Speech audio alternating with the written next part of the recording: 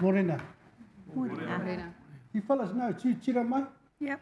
Ka pai. Stand up. That's what we'll do that way up and then we'll do it.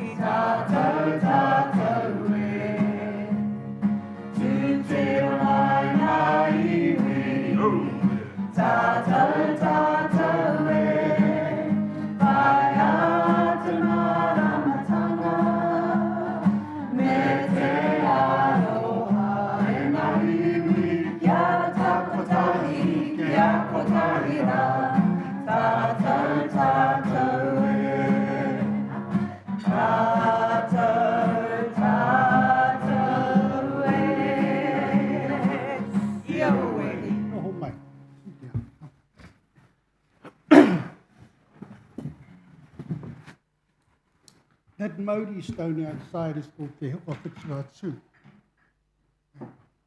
It remembers the battalion of Māori soldiers that went and fought in the Boer War.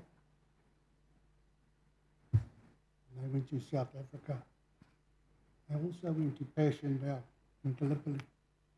And it was the beginning of a Māori battalion in terms of the Second World War. To me, it reminds me of the price of citizenship that all our people, our ancestors paid. And also, those ones that they fought against, the Turks, the Boers, and that. So on Poke, it remembers those ones too. Not as enemies as they did, but as colleagues like today. That's my karakia today. Hei o te paumata ho tika o pono o kawa. Nau te rangi, nau te whenua, nau te taonga nei kia hono mai tātou, e ro te tēnei komitsi. Nā ki tia mātou, kia whai horonga mātou, kia whakakupu nā hia, i ro te tanākau, o tātou nei whāna ki wahora. Tēnei te karanga, kia whamōtia tia ake, kia kōta nei, e tū ki tua nei, kia tuku mai te aroha ki runia māta nei, kia whai tika, kia whai hora, kia whai tikanga, nō reire takawa i ro te tēnei, te rohu mānukanuka o te iwi nei, ki eke tārua tū ki te rangi, ki eke panuku, ki eke tangaroa, tū mai te toki, haimi ahui e. Kai ki e. Kia ora te wana. Thank you very much for your beautiful kōrero and intro to our meeting today with NGΑ MΑNUKANUKA o te iwi. I'll just start with a reminder that, like all our committee meetings, we are being recorded and live streamed today on Council's Facebook page. I'd first like to take the opportunity just to introduce Gemma, over here to my right, is our new governance advisor. So I think this is the first time with NGΑ MANUKANUKA, so welcome Gemma to the committee. I also have some apologies that I'll ask for a mover and a seconder to. As you can see, Mayor Wise is not here to chair us today, so my name is Annette, for those who don't know me well, but I think you all do, and I will take us through today's agenda. I have apologies from Mayor Wise, Tiffany, Coralie, and I think Evelyn as well, an absentee. So if I could have a mover for those apologies. Moved by Joe, seconded by Keith. All those in favour, please say aye. Aye. Any opposed? Carried. Thank you very much. My next item is to call for any conflicts of interest on items we're discussing today.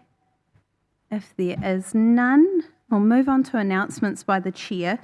So I do have one from Mayor Wise, an announcement today. So the Joint Alcohol Strategy Advisory Group has requested a representative from NGΑ MΑNUKANUKA, as well as one alternative. So 2 members from this committee to form part of their advisory group. So this is a joint group with Hastings District Council to review the joint alcohol strategy that we have. There would be approximately 6 meetings before the end of this year, and the Youth Council are also being approached for representatives. So if I can just leave that on the table for you, and we'll return to it as a minor matter later in the meeting to see if we can get 2 members who would be interested in being on the Joint Alcohol Strategy Advisory Group. So if you could please couch that, and we will call for members at the end of this meeting. I'll now ask if there are any other minor matters committee members would like to discuss today that are not on the agenda. There being none, I'll just ask our management team if there are any updates from yourselves. There being none, I will move on to confirmation of the minutes. So the minutes of the NGΑ MΑNUKANUKA o Te Iwi Committee meeting held on Friday the 15th of September. If I can have a mover that those be taken as a true and accurate record. Yep, I'll move. Moved by Joe, seconded by Tiwana. All those in favour, please say aye. Aye. Any opposed? Carried. All right. Thank you for all the admin at the front of that. Appreciate it, team. We will now move on to our first agenda item. So I would like to welcome the team down here, and perhaps we could go through introductions to step us through the Te Aka Mahi Toi update. So kia ora, Alex, Hilary and Israel. Kia ora. Kia ora tātou katoa. Tuatahi, mihi tēnei ki a rātou mākui atu ki te pō. A rātou ki a rātou, tātou ki a tātou. Nei rā te mihi ki a koe, te kai whakahaere, te kai karakia, te kai waiatu o te atanei. Nei rā te mihi ki a koe. Huru noa ki a koutou katoa, ngā mānukunuku o te iwi. Tēnā koutou, tēnā tātou katoa. Israel Tangaro Birch, I'm the mana whenua design lead for Te Aka. Hilary Prentice, tēnei. Kia ora. Kia ora everybody, Israel Tangaro Birch, I'm the mana whenua design lead. I think this is the 3rd time I've seen everybody, and today our objective is to give an update to the Mahi Toi. I think there was a document that was sent out a few weeks ago, Yes. just giving the committee an update to the Mahi Toi. For the process, my job was really to identify opportunities for, I suppose, Mahi Toi or art, but just to be clear, we're not making artworks, we're trying to develop spaces in terms of the build itself. So this is what we're going to show you today and give you an update. These are some of the areas we're still in the Development stage. development stage. Can everybody see the... No. No? You need to plug it in? Yeah. Oh, yeah, cool. So we're just going to show you a few of the developments for the areas around the civic precinct. Today we're not going to cover the council chambers and the redevelopment of Maranga or the LCAP 2 building. There are also opportunities in that space. So we have to have paving, so we decide what are we going to do with this paving, and we're going to translate it into this cultural narrative around, at the moment it's about Mori, it's about kaitiakitanga, it's a space where people meet. So we've identified this as a real crucial space for arrival. It's one of the spaces that have evolved as an opportunity for a ngāti kahungunu or an artist from the mana whenua. We've looked at, so Raumoko's become really evident as the story of Raumoko, the terracing, the history of that the whenua. So we've tried to vibe or connect with designs that are already existing in Art Deco. This is up the top you see on the ASB, I think that's the Kōwhaingutu Kāka composition that we've tried to look at in terms of this pattern of Raumoko. That up the top underneath ASB is a kind of a rectilinear manawa line. We have 2, either curvilinear or rectilinear. So we've taken that rectilinear element and we've looked at processes and how we're going to embed this idea of raumoko into the whenua, sandblasting, vapor blasting, and other techniques. So we're trying to actually connect to, I suppose, toi Māori that already exists in Art Deco. With the planting strategy, we've got a planting strategy working with Tipene Codrils, working with Megan from Bofema School. Up the top is a muki fern. We're looking at all the, I suppose, the natives that would have been in that landscape. So Tipene is working with Megan to look at recloaking that environment with native species. The bottom photo is a photo that was taken post the earthquake from Te Whanganui o Two book. And it's of the mussel shells that were left on top of the landscape. So we're looking for things in the history that we can talk about in terms of education because it's a library. So we're looking at these mussel shells, and we've identified opportunities in the urban built environment for an artist to come along and possibly make some work. I just want to say that augmented reality will be a thing that's on the wish list in the future. It's not currently part of this project, but we're setting up these opportunities for art that they can be used for augmented reality in the future for education purposes. On the top image to the left is we need a post to hold up that ceiling. So we've taken an opportunity. That bottom left image is if you're ever in Johnsonville, pop over to the Johnsonville Library. This is a work by Matthew McIntyre, master weaver from Te Atiawa. It's laminated wood, which is CNC routed. We're looking to do a similar thing. Adfield's architects who are working on this project, they built this library. So we're looking at combining past techniques with, obviously there's Te Matua Māui there, with current visual elements within the culture. Just this morning we had a meeting with Te Pō from Te Matua Māui and working with TK. We've got a vision to create a celestial star map in the ceiling of the library. It's a really significant space. It's probably around 56 metres by 30 metres. So here's a classic example. We have to use Ortex, which is an acoustic deadening material. We have to use Decatec, which has got so many possibilities, and we have to use lighting. And our really creative challenge is how do we use those three elements to create a celestial star map. So I'm trying to hit 5 birds with one stone, and it's Te Matua Māui have given us a great brief about what the stars are, what can their teaching framework be from the stars. So we're really thankful to have Te Matua Māui on the kaupapa. We've taken the team obviously around to different whare, so it was important for us to teach our crew that, you know, there is a library, but for Māori, the whare tūpuna is our library, the carved ancestral house. And in the carved ancestral house, we use all those elements to tell stories, doors, windows, barge boards, you name it, maihi. So we're trying to, we went to Te Papa. This is December? Yeah, I think it was around December. We went. January, sorry, it was January. So we went to Te Papa to make connections with Te Papa in terms of mana whenua connections to the collection, which has now started. And we were looking at different types of wakahuia. That first floor is going to be contextualised as a wakahuia. It's where we elevate and put things that are precious in the top floor. This is the skylights are developing. We've got 3 skylights that are developing. There are really 3 objectives for the team. 1, make them really dynamic and not one-liners. 2, resolve them in terms of their function, which how they look and how they operate. So there's all this scientific stuff that's above my head about how the sun enters the space, how it heats up the space, how it cools the space. We are currently near the completion of those designs, the skylights, and then we're working on the procurement process for an artist to come along and create an artwork either inside the cavity or on the glass. We haven't yet got there. The last image I want to show today, we visited different libraries and we went to different innovation hubs. This is, if you're in Palmerston North, come and visit Blueprint. It's a really incredible innovation hub. It's where students from Massey and UCOL and the design school come together to it's the stepping stone into towards their creative careers. You've got full-time artists working on there. So we're not only looking for spaces for creativity, we're trying to develop this innovation hub. And this is also as equally important for the te aka. So those are really the only updates we've got at the moment. We're still in the process of the design process, but maybe Alex wants to jump in and add a few words of wisdom. Thank you.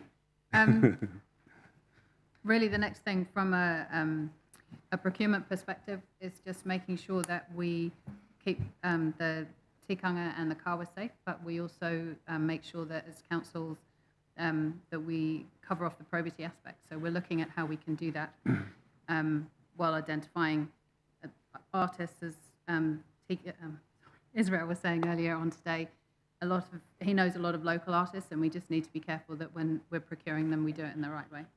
Yeah, so I suppose our job, mana whenua and my job, is to really provide a really, I suppose, a high-level space for artists to come in. I think we've done, so the Celestial Star Map ceilings, it's a good one. We've got the kaupapa from the best people on the kaupapa. We've got the materials, we've got the architects. So if an artist was to come into that space, it'd be a really easy transition. So we're trying to do all the heavy lifting so artists can come in and do the rest of the work. Be creative. Yeah, be creative, yeah. Any questions? All right, thank you very much, team. We will open up for questions, and I'm quite happy to lead one. In the paper, you talk a little bit about risk to the mahi toi and elements, and talk about capability or capacity to sort of, I think it is, the right skills and experience to deliver these unique elements. So is anyone able to speak to what work's being done in terms of identifying that capability? Yeah, I suppose like a Celestial Star Map's a good idea. A good example is in terms of mitigating risk. We're trying to do the heavy lifting before. If you think about the PO outside, the work that we've done is we've kind of chosen the methodology for construction. We've, instead of, Te Mata o Mai was a really good example. My dad carved that house, which probably needs recarving at the moment. So risk element, we've moved the carving underneath the ceiling. We've changed the actual material of the carving from a native to a laminated. In terms of procurement, which is going to be an interesting process, we have to have a person that's doing this at the highest level, so there's less risk in terms of the outcomes.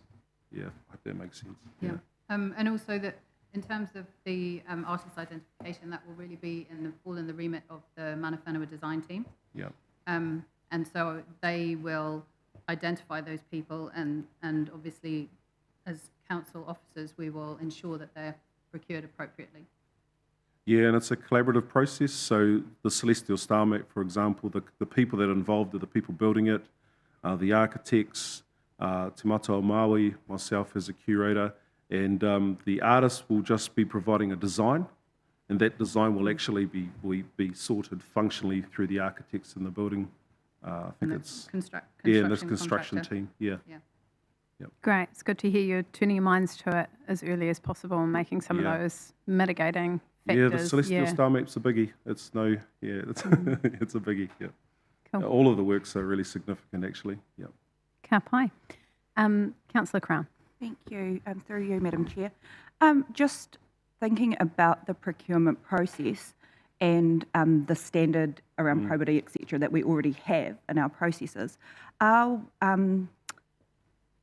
Will this process present new and different and opportunity to enrich some of those processes? And if so, how will they come back to us, or how will they be reported through or used again in the future? Can you explain what you mean by enrichment? I suppose with the particular focus on kawatikanga, etc., in my mind, that presents a new dimension, perhaps, to the processes that we already have in place. And I guess I'm trying to make the point that I see that as an opportunity to enrich those processes. So just wondering if what are the thoughts around that, and how will we use those things in the future? So the procurement process is in its very early stages at the moment. One of the important things to us throughout this whole process, right from the master planning stage, has been co-design, and so that will obviously be part of the procurement process. We have, broader outcomes that we have to consider when we're procuring things. So from this perspective, the cultural broader outcomes will be very significant. I think that there will be opportunities to do things differently. And I think in this case, there may have to be opportunities made to do things differently just simply because of the nature of the procurement. So what that looks like, obviously that's going to be a conversation with our procurement team and possibly elected members just to make sure that we've got everything covered off. But yes, definitely we'll be looking for, as you call them, enrichment opportunities for sure. Yeah, and I think at the top of the brief for the artist is to actually evolve the visual language of Ngāti Kahungunu and evolve the visual language of Manaahuriri and all the hapu. So that's going to be a nice challenge for artists. We're not really looking for cut and paste in the kaupapa. I mean, that Pou presents a really awesome opportunity for an artist to expand their process. That other one at Johnsonville Library, that guy's a master weaver, has never done anything in his life like a sculpture that's 15 metres high times 5. So we're really working hard to set it up so those artists have opportunities that they probably won't ever get again. Yeah, it's a once in a lifetime kind of opportunity. Yeah. Joe. Yeah, kia ora, through the chair. What's the process for onboarding these artists that you're bringing on board? And I understand we've got a mana whenua advisory group.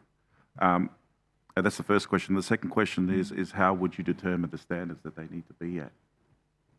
Really good question. Yeah, that's what we need to work out. Yes. Because, I'm a Hawke's Bay boy. I know all the artists here, so for me, that procurement process is there to protect us first and foremost. I just got an invitation to work on the hospital in Waikato. And I've been able to see their procurement process, and I just simply asked, how was I chosen? And they said, because you've done this work before. So they had kind of headhunted me. I can't do it, I'm not Tainui. But you have to headhunt the best people because in terms of risk mitigation, those people have to be at the highest level. Yeah. But procurement is going to be an interesting process for the City Council. Yeah.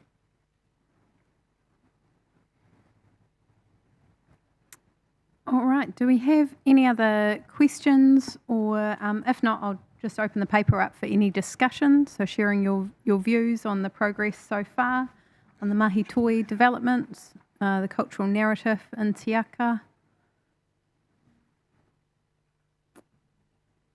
And if there is no questions or discussion, I do have oh, yes, go through you, Maureen. Oh, kia ora, Israel, Kia ora. or through the chair. Do we have, like, the budgets to have all these wonderful mahi toi? Is it all, accounted or allocated? Part of the budget, yep. So, Alex, that's probably a question for you around the total project budget for mahi toi. With regards to the mahi toi, we do have a budget in mind for it, and part of it will be, obviously we'll have a QS, that we have a quantity surveyor who supports us on the project to make these decisions, and so I don't know the budget off the top of my head, I'm afraid, but it is considered in the 3-year plan.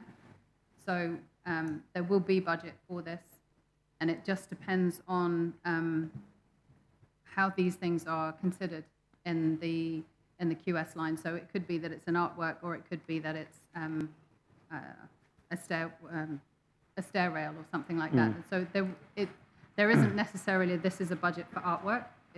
It's within the whole building itself. The budget will be the budget for it will be considered. Yeah, I think to date, all of the opportunities are in the actual build. So last week we were talking about the handrail that went up the stairs and say to the architects, it's pretty boring. Can we look at the handrail and apply it as an artwork that references Manaahuriri? But we're trying, that's really our objective, is to try and look at spaces that already need to be built. And there will be a budget for artists who get a fee for their design. So most of the works in the library, I don't think any of them are built outside of the project. They're all a part of the project, which has been a really good challenge, actually. Yeah. All right. I'll just do one more check to see if there's any more discussion or questions on the item. And if there's not, we have our officer's recommendation that we receive the report updating on the development of mahi toi for the Te Aka project. So, Just yeah, like through you, to put it- Tiwana. So I think you've been here 3 times.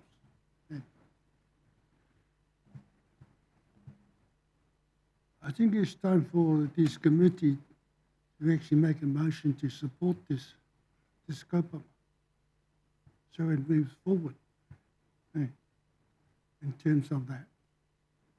Ko rea tēnei he whakatakota ki mai i a tātanei aroaro. So I've heard this, and it's an opportunity that we need to prioritise. So, we rau ki taku te mea te kia kotane. Ka pai. Is that we not thank them, we make a motion to support them and move it forward. Thank you, Tiwana. Great minds, I completely agree. Is what you're saying that you would like NGA MΑNUKANUKA also iwi to endorse the direction of the cultural narrative into the development design? Yes, Thought so. with a priority that we look for our artists within kahununu. Kia tautoko ia kōtane mai.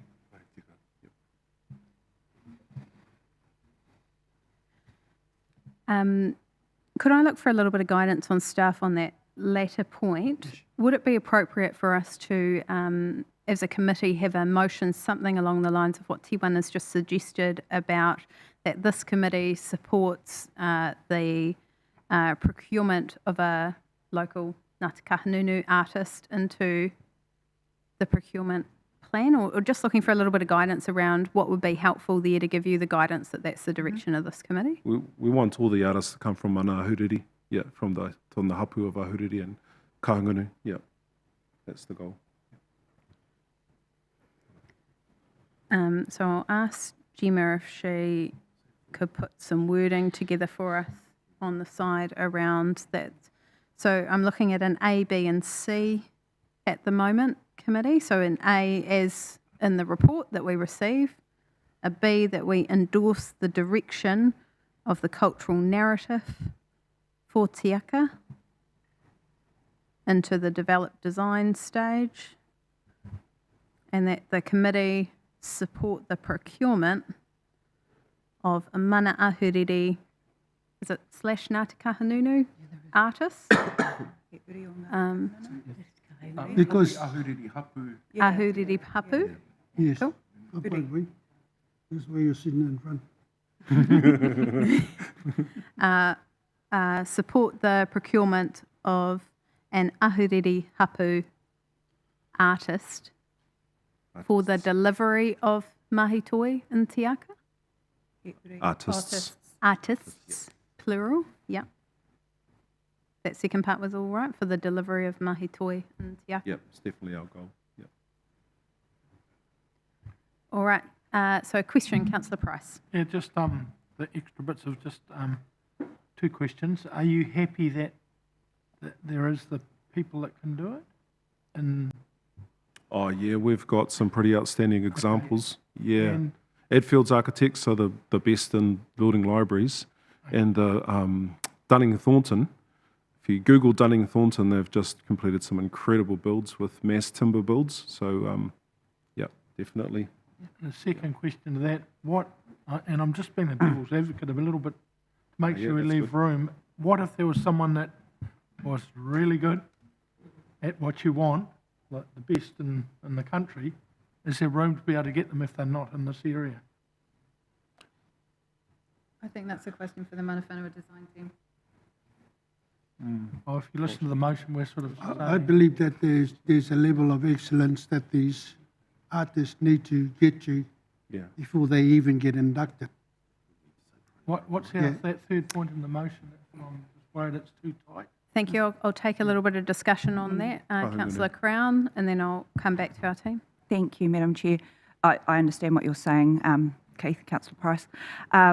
What I would assume is that there is room within our procurement processes where there would be a weighting. That's my understanding, and that there would be a heavier weighting towards our He Uri o Ngāti Kahungunu. And that would be one of the tools that we have available in order to activate the intention that's been recommended here. whilst still not totally discluding other kaitui with exceptional ability. Morahu? Being part of the mana whenua group through the chair, the tikanga that we will always lead by, if we don't have the skill of what we need within the rohe o ahuriri, then we'll actually ask for the kahununu artist, but they will come through the mana whenua of ahuriri first and foremost for us to accept that. And if we can't get that, then we'll go out wider, but I can assure you that we actually have the skill set within the rohe. But that will be the process that we have within our tikanga.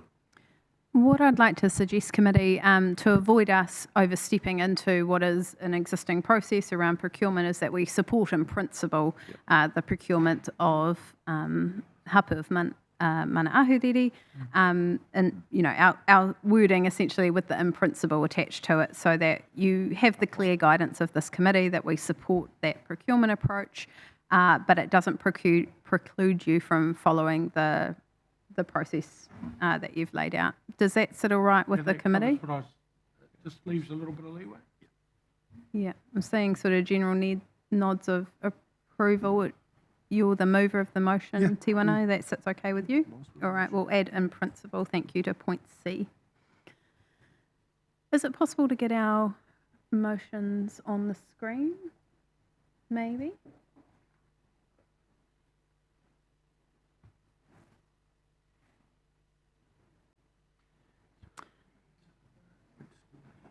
I'll just see if there's any other discussion.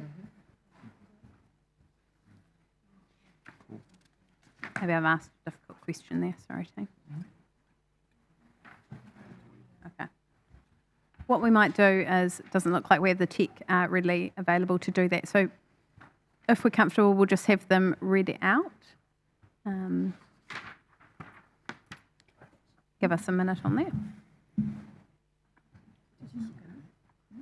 Yeah, but when the question came up, I was like, oh, I've read that. I didn't read that. Hey, while we're waiting, can I just ask a further question? Certainly can, thank you. If someone went to school here and had their young life here but live in another town now, does that... What's ahuriri hapu, Hapu, yeah. I think Okay, was our thanks.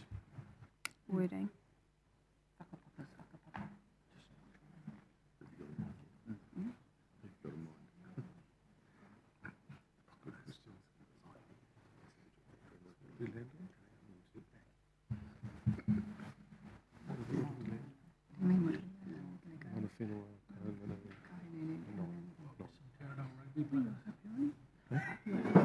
Was that right? Yeah. Stop it. Stop it. You lost control of your committee. Go ahead, Chair. Have I lost control? Nice coloured tie, Keith. Very nice. All right, here we go. All right, thank you to the support team for making that happen. I think it's always helpful to have it in front of us.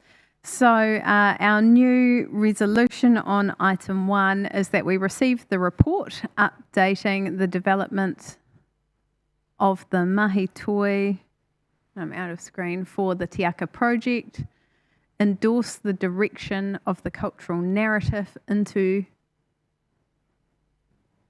No, that's not quite right. Endorse the direction of the cultural narrative into Te Aka. Yeah, I can't see the full. We'll just move the whole thing over to the left a little bit on your screen. Perfect, thank you.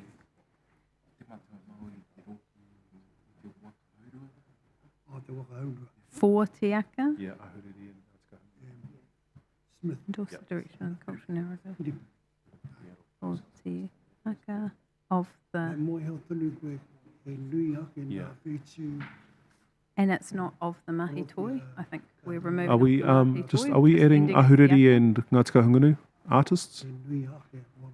Yeah, perfect. The procurement of it. Support in principle the procurement of an ahuriri hapu artist for the delivery of the mahi toi in Te Aka. Yeah. Can artist?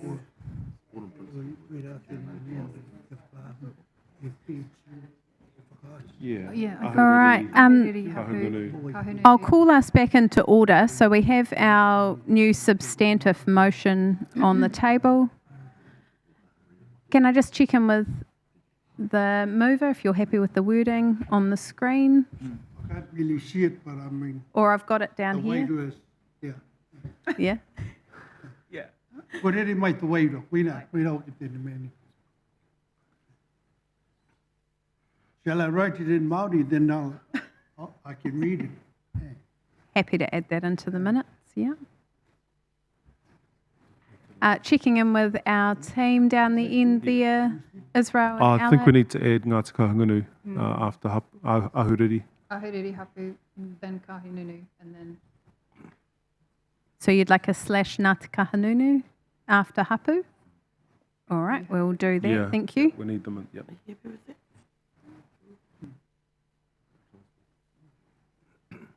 Or No N in there. yeah. that'd be me.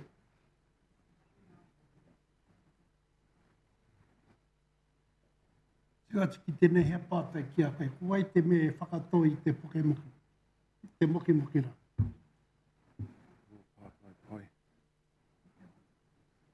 We're talking about the moki plant. Who's growing them? Tipene Cottrell is our person in charge of landscaping space, yep. With Boffa Miskell, who's the landscape architects.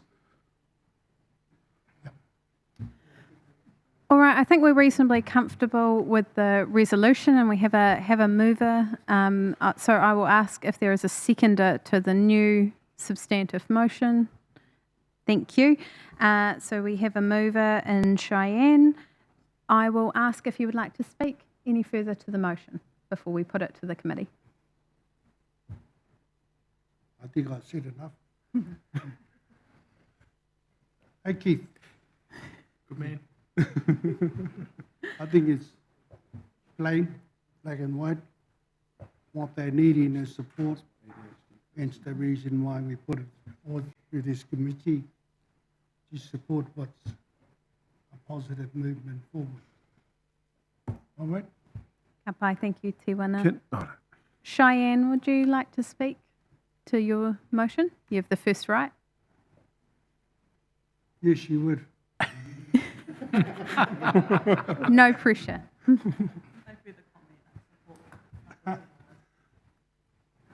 Kia ora. Any further speakers to the motion?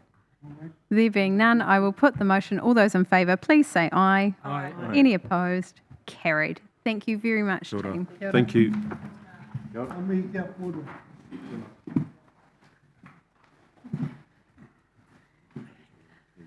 All right, I'd like to introduce our second item on the agenda today. We have our draft housing strategy, and I'd like to invite Anne Bradbury, who is going to lead us in this paper. Welcome, Anne. Tēnā koutou, ko Anne Bradbury toko ingoa. I am the manager of our community team. We brought this draft housing strategy to you in February, earlier this year. And we also talked about the housing topic in the 3-year plan. Is this on? Sorry, Anne, is your one on? No. No. Is there a button on the front there? Yeah, it looks like it's on. Shall I? Yeah, team, could we maybe just swap one over and see if we can get a working microphone? Sorry to interrupt you there, Anne. Hello? Hello. Yeah.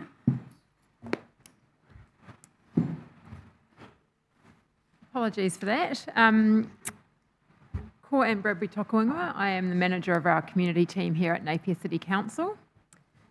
In February, we brought our draft housing strategy to you at one of your workshops, and we also discussed the housing topic of our 3-year plan. Today, I'm back here just to talk to you about the draft housing strategy. This strategy, the draft strategy, outlines the role and the focus that council plays in the housing space, from rough sleepers and our homeless whānau through to full home ownership. The strategy was developed by desktop research and interviews with key stakeholders, including the development arm of Mana Ahuriri, Ministry of Housing and Urban Development, Housing Aotearoa, which is a community housing provider, Councillor Bogue, who is our councillor with the housing portfolio, Ministry for Social Development, and a few other key stakeholders. So the strategy identifies 3 focus areas that council plays a role in. The first one is homelessness, and council plays a connector and an advocate role to help support households out of homelessness. The second focus area is council as a housing provider. We currently have 12 villages that have 377 units in, and we provide housing to people that cannot afford private market rent or home ownership. And the third focus area that council plays a role in is as an infrastructure provider and a regulator and a landowner. So we have our city strategy team that looks, works through the Resource Management Act and looks at greenfield and brownfield developments and helps to enable housing development in some areas. So this housing strategy is draft. We will be engaging again with key partners and stakeholders to finalise the strategy over the coming months. And we would welcome any feedback from this committee on the strategy if anyone has any, either kōrero with today, or we would welcome you coming back to us with any feedback if you would like to.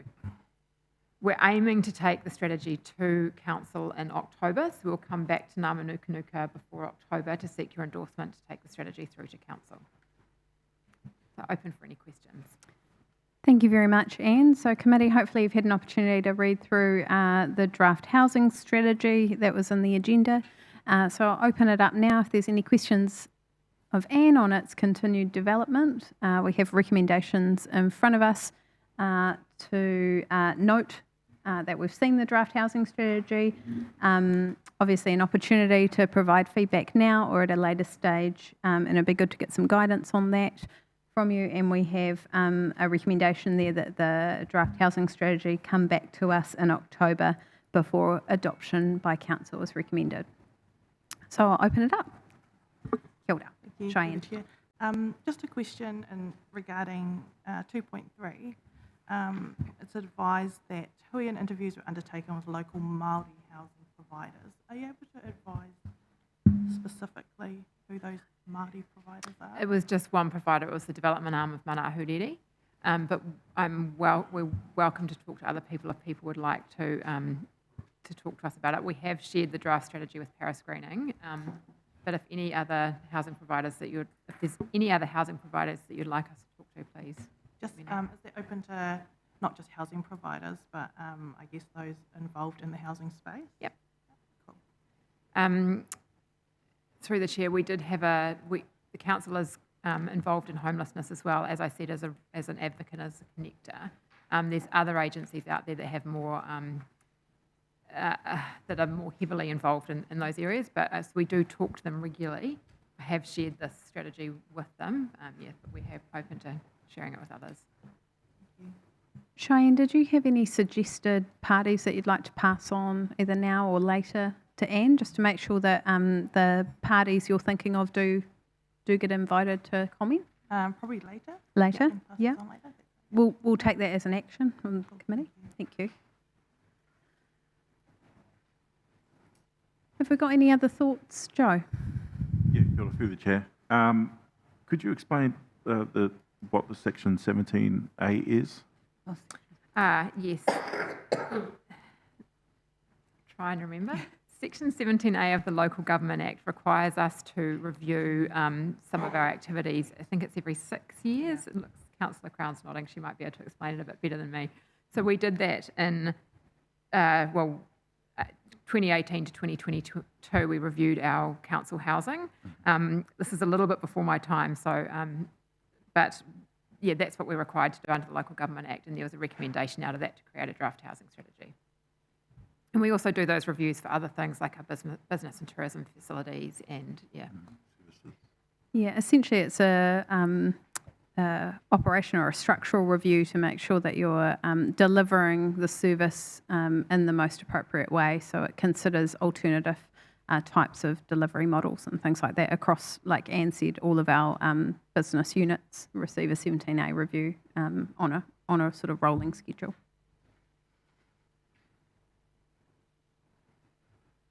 Good question. Have we got any other thoughts on the draft housing strategy? We do have an officer's recommendation in here as well, so I'm open to if there's no more questions or discussion. Tiwana? Ask a question to this girl. So our kaumātua flats, eh? Yep, the ones that the council owns, yes. Yep. Within the strategy, they're safe. So we did go out in our 3-year plan consultation that's recently finished to talk about our council housing that we provide, because at the moment it's not particularly financially sustainable to provide the houses the way that we continue to I provide just them. asked you a question. Yeah. Answer it yes or no. So we did have a preferred option in the 3-year plan to sell 3 of our social villages and keep the 9 other villages.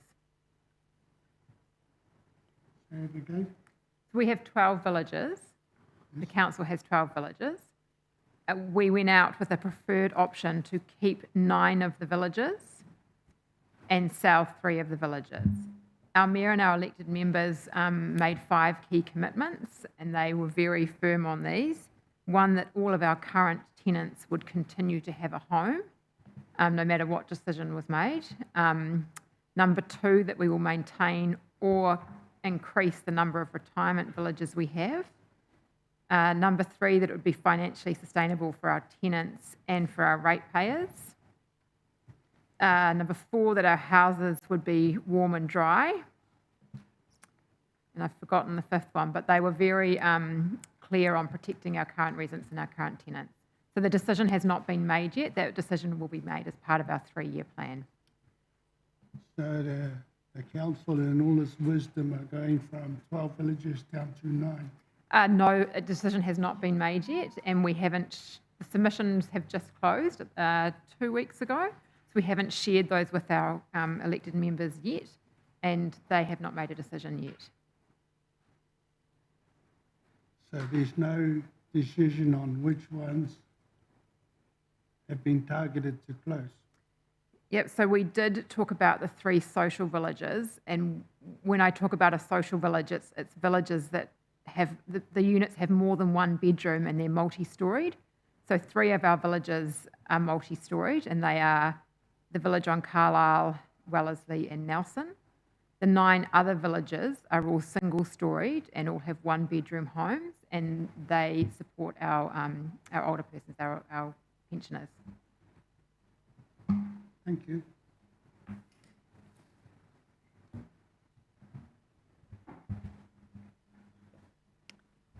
Seeing if there's any further discussion on the paper around the draft housing strategy. If there isn't, I'll ask for a mover. We have the officer's recommendations in front of us. That's obviously open for any alternative motions from members. Our recommendations at the moment are to note the draft housing strategy and recommend officers continue to work with key partners and stakeholders to finalise the strategy. We have an action in there for some additional touch points with the committee on who those parties may be. And we also have a B to direct officers to bring the housing strategy back to NGΑ MΑNUKANUKA or to iwi to recommend the strategy before council adoption is planned in October 2024. If there's no further comments or suggested alternatives, I will ask for a mover to the motion.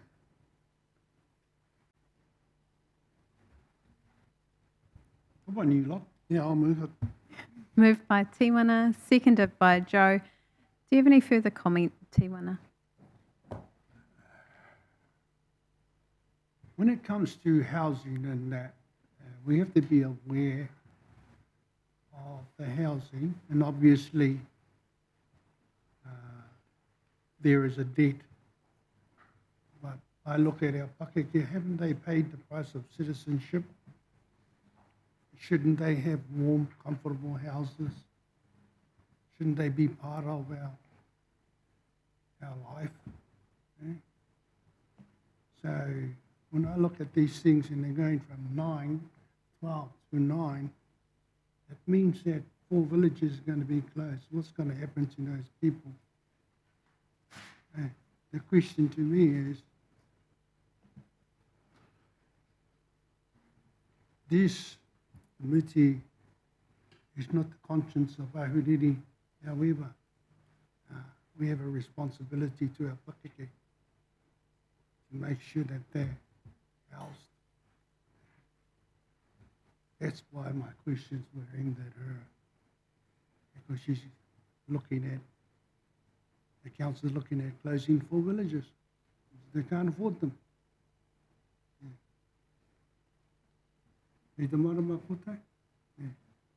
Yeah. Thank you. Kia ora. Joe, as the seconder, your first option if you would like to say anything more. Oh, no, Matua Tiwana expressed my thoughts. Ka pai. If there's any further speakers to the motion, there being none, I will put it. All those in favour, please say aye. Aye. Any opposed? Carried. Thank you very much, Anne.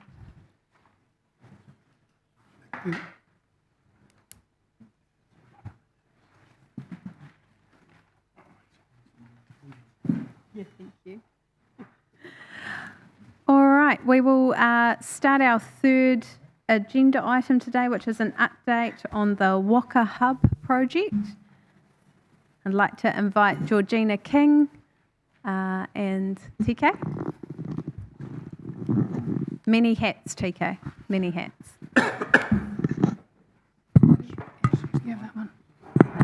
Hilary and Alex, who are joining us to speak on this item. We'll just get our speaker situation sorted so our online whānau can hear us.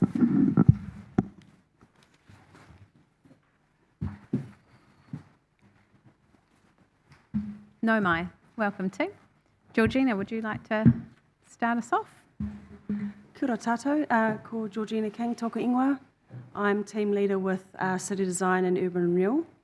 And with me today I have Te Kaha, who is here representing Aotearangi Trust, Alex Burke, who is also on the team with Council, and Hilary Prentice, who you have met before.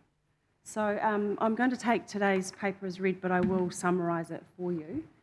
The reason we're here today is to seek your endorsement for a preferred site for the Waka Hub, which we are looking to develop in the harbour in Ahuriri, and also to endorse us moving into concept design for the Waka Hub.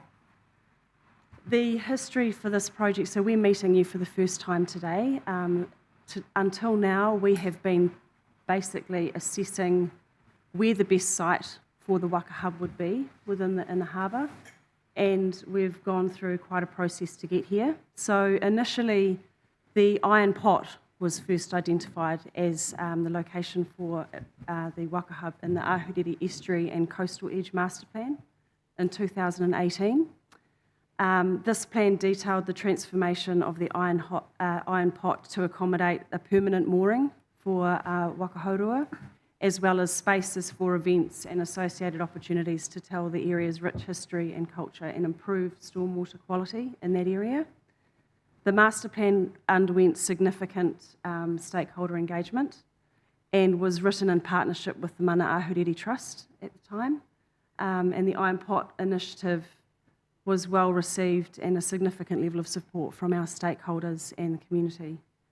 The Inner Harbour Plan came after that in 2018, and that further progressed the idea of the Waka Hub in the Iron Pot.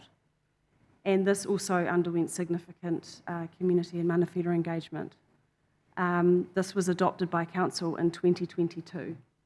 And later in 2022, Council then also allocated 2.2 million from the Better Off Fund to go to works associated with the Waka Hub. In last year, we underwent an optioneering report, which was basically an engineering assessment to evaluate the condition of the iron pot and where we could potentially put the waka hub itself within the iron pot area in different positions. The estimates that came back to us far exceeded what our project budget was, and this was attributed to the enabling works that was required, so the engineering and the structural integrity of the iron pot, which basically meant that the costs to build the waka hub would be far exceeded because of the work that was necessary to do that. So in light of that, we then went in to look at alternative locations for the waka hub, and we went through a multi-criteria analysis. So we selected 8 sites in partnership with Ātirangi Trust. 5 of those didn't meet the pass-fail criteria. So Te Matua Māori needs certain functionality issues, so manoeuvrability, getting access to the water from those sites, and also whether or not the size of the site that had been identified was large enough to accommodate the waka hub. 5 of those sites of the 8 considered were not deemed possible. So we then evaluated the 3 that were, and those were the iron pot, obviously, that could have accommodated it, but due to other reasons, which is why it had been discounted. Another site was on Miani Quay, and the 3rd site was a space adjacent to the Napier Sailing Club. The Napier Sailing Club went through that assessment, and it actually resulted as being the preferred site, so it got the highest score, both for the criteria associated with functionality and the kaupapa of Te Matua Māori, but also relating to the location itself, the potential costs of construction, and as such, it also was the best site. It was felt to be the best site as far as Ātirangi Trust was concerned to meet the principles of cultural connection and te ao Māori, and also meeting our Māori too. So that's what we're here today to talk to you about, or to get your endorsement for, that we can progress with your endorsement for selecting that site to then go through into concept design. So any questions? Thank you, Georgina. I'll open it up to the committee for any questions on this. Councillor McGrath. Yep. Can you just clarify on the map we have what site was selected? So the site that has been selected on the map, it is the star that sits next to the blue marked area on the left-hand side, middle of up the page. So it's next to Pandora Road, yep, and it sits slightly north of the Napier Sailing Club. Thank you for that clarification. We have any other committee members? Shane? Through the chair. If you could pull this a little closer. Perfect, thank you. Yeah. Not a part-time, but I'd like to move a motion in the addition to the recommendation with a point C, that Te Mānukanukā o Te Iwi recommend to Council that funding for this project is confirmed through the 3-year plan. Okay. What I'll do before we take a seconder is just ask if we can have some comment from council officers. I think it would be beneficial to see where the funding sits in the 3-year plan, so we've got an overview for the rest of the committee as well. Thank you. So currently in the 3-year plan, we have 3.3 million set aside for the Waka Hub development, and we have 2.2 through the Better Off Fund. The total estimate, which is in the report that was appended to to this paper today, identifies that we have a slight shortfall of, I think it's less, it's 700. 6.2, I think, million. So we're about $1 million short currently. So could you just clarify those numbers again? So we've got 3.3 million for the development of the... 3.3 is in the 3-year plan, and we have 2.2 currently, which also accounts for design costs, and the estimate in the Becker report is 6.21 million. So we have 5.5 earmarked, and the estimate is 6.2. So just, I will take some further questions, but just clarifying, Cheyenne, with our mover, your motion again?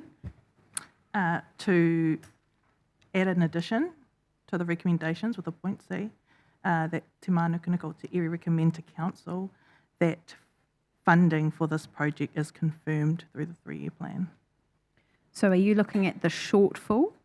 Or, so we have confirmed funding in the LT, or in the, what was the long-term plan, now the 3-year plan of 5.5. So you're looking for a recommendation from this committee that council fund the shortfall? Is that, I'm just trying to get an understanding of what we're asking. Oh, yeah. Fund the shortfall? Yeah. Okay.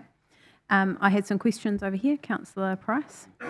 Just the better off funding, is that secure, or is it just bearing in mind what's happening in this We have a country at the moment? contract at the moment with central government for better off funding, but it is my understanding that with the change of the 3 water reform, that is not actually guaranteed. If council, if government were to change their mind, they can reallocate some of that fund which hasn't been committed. Or spent. Yeah, to date, then there is that possibility, I think. Russell might be able to help with that further. Russell, can I ask if you come and use a microphone? Thank you. This is Russell Bond, the Director of our Infrastructure Department. Directorate. Yes, hello. Yeah, there is a bit of uncertainty around some of the funding aspects of the Better Off funding, particularly with regards to the local water done well, and the conversations we've had with the central government is around where some of that funding might be available to assist with any water sort of solution, you know, with our neighbouring partners. So the comments we've had so far is around looking at our transition funding that we've had and the Better Off funding, and we've just recently talked to our the other mayors and chairs around just summarising what that value is, and some of that money is committed, as Georgina mentioned, through tenders or contracts with other councils and the likes, but some of it is still sitting in Treasury's accounts and yet to be drawn down and yet to be committed, but we do have some communications from the prior government with regards to that being available for these projects that we've been working through. So there is a bit of a risk to the funding, and we're just unsure at this point. So, and that's why the staff have written that into the report. I can also point out under the risk portion of the paper, we are one of the ways that we could help to mitigate the risk is that we could stage the implementation or development of the Waka Hub. So the value of having a concept design now means that we could also potentially seek external funding additional to what we might be able to provide through council, through other avenues. But also we could look to undertaking the development in stages so that we could at least meet the budget that we have, and then it may be that there's external opportunities additional to that. Okay, thank you, team. That's been really helpful. Russell, if you're happy to stay, just in case we have any further questions. So I'll ask our governance team if we can pop that on the board. What we have at the moment is, we just clarifying with mover, Cheyenne, are you comfortable with the first A and B? So you're moving an additional C? Additional C. Perfect, thank you. So we'll get that on the screen. And I think what I've said to our governance advisor is just to clarify that wording a little bit, so I'll check back in with you on that. Just through the chair too, just a segue off from Russell, just to be aware that the 3-year plan has not been adopted yet, the LTP, so we're still going through that process as well with funding. I've just got a question as well. I'm conscious the councillors around the table haven't seen the submissions yet from the 3-year plan. Do we have any submissions along a similar line? Yes, Aotearangi Trust have supported Mana Ahuriri, Ngāti Pāro, and potentially Ngāti Kahungunu have submitted in support of the project, and funds be allocated to the Waka Hub. So essentially the same, making up the shortfall? I don't know if it was specific as that. Okay. It was certainly just an endorsement of the project and development. Thank you. Cheyenne, if you're comfortable just to read through that wording and make sure that meets your intention.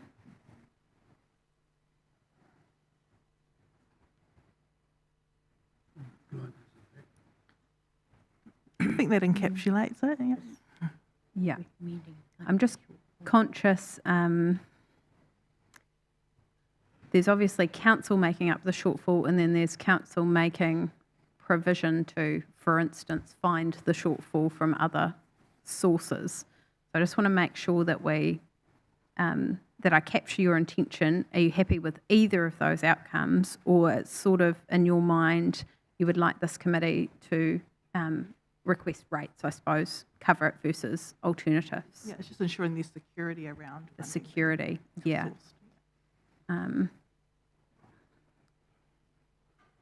So be budgeted for or confirmed, which I think was your original wording, or confirmed in the 3-year plan,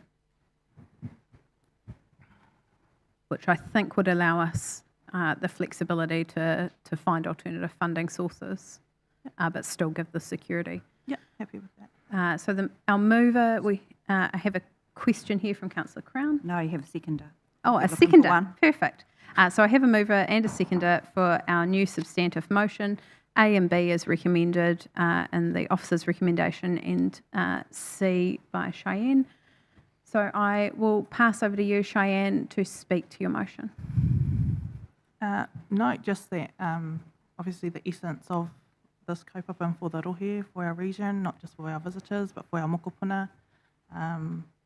The opportunity to for them to know it exists, and it having a kāinga that is notable for all, and that would be a huge focal point for our rohe as well, for ahuriri, of having that kāinga there for the waka. Ka pai. Pass to our seconder. Thank you, through you, Madam Chair. Yeah, I'm really happy to support the substantive motion on the table, and I think it's really appropriate.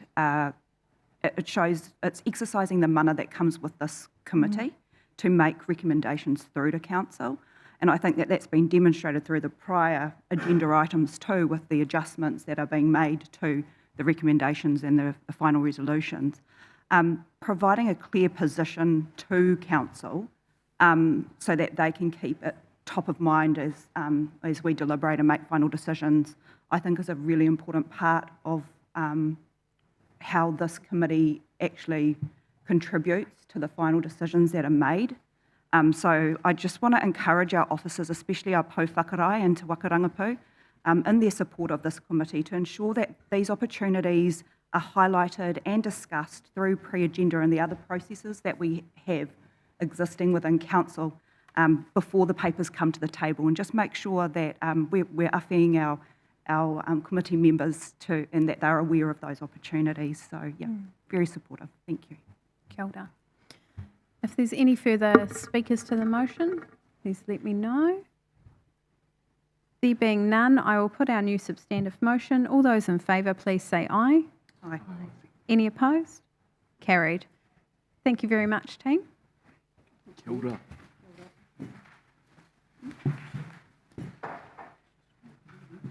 All right, we will move on to agenda item 4. The proposed legislation reinstatement of the pre-2021 binding polls provision for Māori wards. And I'd like to invite Anna Eadie to talk us through this paper. Kia ora, Anna. Kia ora. Thank you. Yes, you're probably all aware that central government are proposing introducing a bill to reinstate the 2020 2021, pre-2021 binding poll provisions for Māori wards. Napier City Council resolved in 2021 to establish Māori wards at the next local election, the 2025 elections. And at this stage, there's no intention to change that decision. The bill has not been released yet in draft form, so until it is released, we can't know exactly what it's going to say. However,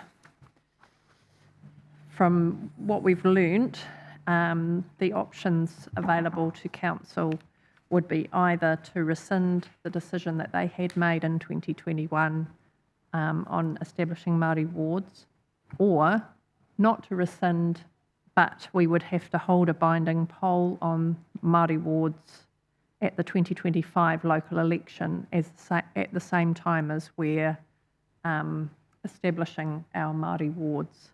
And option B at this stage is the Mayor and the Council's preference. Happy to take questions on this. We will have to wait until the bill is released to know exactly what it's going to say. And we do intend to make a submission on the bill once it comes in, becomes open for submissions, if it is worded in the way we think it is going to be. Happy to answer any questions you may have. All right, Joe, first question. Yeah, kia ora through the chair. Option A, was that to rescind or not to rescind? Is that what it was? Yes, that's right. So the first option is to rescind the decision to create Māori wards by council resolution, which would mean that we then wouldn't be establishing Māori wards as at the next general election, local election. Sorry. So will the council rescind? No. They will Well, not. at this stage, the position of the mayor and the elected members is that no, they will not. Okay. Yeah. Okay. So will the mayor then write a submission speaking to that at any point? Through the chair, yes, we will be preparing a submission from Napier City Council on the bill. Yes. All right. Kia ora. Yeah, so Joe, just to clarify, and I guess just to speak it through from our perspective as well, because it is a discussion we've had informally just to give guidance to our governance team. So the options we've been provided by government, and it's only in discussion papers at the moment because the legislation hasn't come through, but they would like either councils who have not had a binding poll in the past to establish the Māori wards, but have done, like Napier, rescind that decision, or if they're not prepared to do that, as we've indicated, that we still establish the Māori ward for this election and hold a binding poll at the same time. So if you think that through, that could give you an option where you have a Māori ward for potentially one term if the binding poll gave a answer not to establish. So that's the risk, that you establish a Māori ward with only one term, I think, is the thinking. Okay. I'm not sure if that makes sense. It's all very intricate. Yep, that's correct. bearing in mind, through the chair, bearing in mind when we did establish Māori wards, the split in the submissions for and against was pretty close. So a binding poll may have a 50% or more in favour. And in which case, if that was the case, we would keep the Māori wards in place until the next representation review, which is when everything gets reviewed again. Yeah. I have one more follow-up question. Absolutely. Just the Māori ward names. I've noticed some of them are not Māori. Taradale, for instance. Will there be opportunities or options to rename those wards? Through the chair, the current ward structure are general wards. Through the representation review we're conducting, and there's a paper about this next, the wards named, for example, Taradale, they will be a general ward. A Māori ward would be a separate ward that overlays the top of those general wards. We're in consultation with Mana Ahuriri about the naming of those. But all of that will be put to the community. The general ward names and the Māori ward names will be put to the community once the initial proposal is agreed to by council, and it will be open for the community's feedback.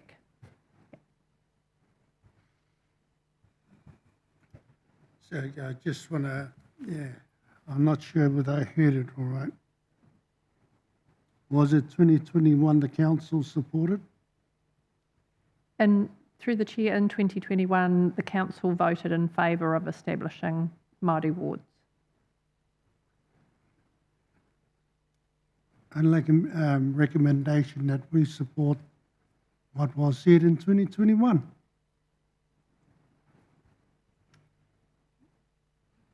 Just through the chair, the current status of the council does support the submission of 221. However, because central government have highlighted it under legislation, we have to follow that. That's it. How many of those councillors voted for Māori wards in 2021? It was unanimous. Unanimous. So I'm making it I think I don't really have an interest in law. I just want to make that we support what was said in 2021. Could I suggest to you, Tiwana, that the decision in front of council now is to rescind or not? So potentially the value in, I think what you're saying, in a recommendation of this committee could be to that this committee recommends the council does not rescind its decision on Māori wards. 2021, if I remember rightly, there was only one councillor that did not vote. All the rest of the councillors voted. I'm not too sure. Yes, that's correct. They all agreed to have a Māori ward. Right. We had one abstention. So one abstain. Yeah. So when I read through those minutes and that means that there is a positive move towards having a Māori ward. So you What's support changed now? Nothing at council's end? Let's move forward because I don't think the Māori community supported that back in those days.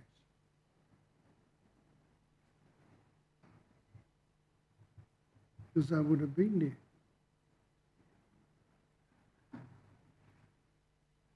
Yeah.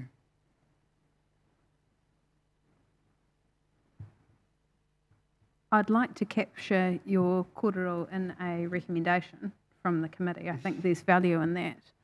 And so I'm interested in the committee members' views and your own on what recommendation you would like to put to council in this space. So they have the informal decision. Basically, if council decides nothing, the decision stands, which is what's proposed at the moment, not to initiate a rescinding. No, what I'm saying is back in 21, they agreed to have Māori wards. In this group here, what I'm saying is we support that. So through the It's chair. not about the splitting or whatever, it's just about actually moving it forward. And then we can debate whatever. Through the chair, we could add a note, the committee's support for the 2021 decision. Sorry, I can't hear you, Gil. So we have a suggestion for a resolution to capture that kōrero that we note the committee's support for the current position of council adopted in 2021. Does that sound all right? Yeah. Bye-bye. How's your years? All right? Fine. Yeah. Ka pai. What about you, Keith? All right? I heard you. This is a simple decision. This is a very powerful committee to give the right answer on this. So talk to me in layman's terms. So item B says that we continue with supporting Māori wards. Ka pai. That's B. Not bad for a Taradale fella. You didn't do the line out calls.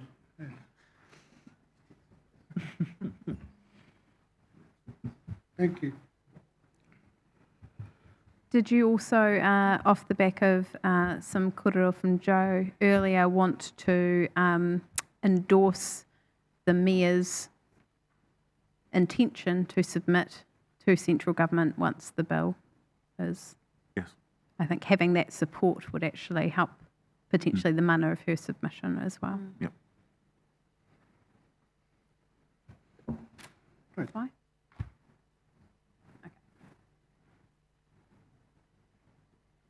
Maybe just endorse the Mayor making a submission to central government. And perhaps, Anna, you could help me with the wording of what that submission is? And just through the chair, also in support that council does not rescind their decision making. Is that what we put in there too? I did propose that, but I don't think it received the support.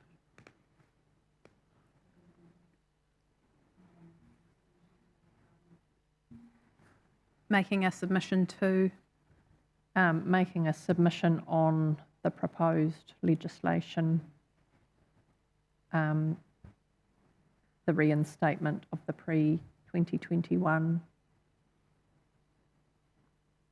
binding poll provisions for Māori wards. we'll get this up on the screen too, guys, when we finish.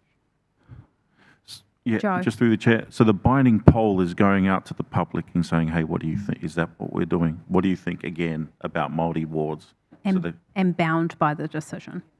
Right. So if the majority, this council will support whatever majority that is. So the council was required to adopt the position out of the binding polls. Okay, all right. So the question in the voting pack that went to everyone on either the Māori or the general roll would look something like, do you support the establishment of 1 to Māori wards for Ahuriri Napier? And yes or no, and council would be bound by the majority result. So just through the chair, we had 51% said no, we have to disestablish Māori wards for 28 election.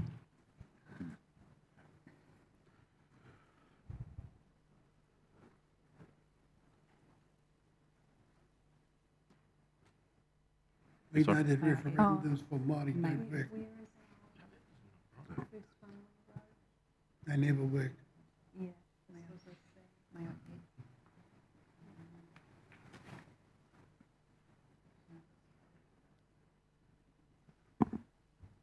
Through Councillor Crown. Thank you. Just just to add a little bit of additional information there, not only would we be bound by the simple majority, but this is the only type of ward that we are being asked to run a binding poll for. None of the other wards.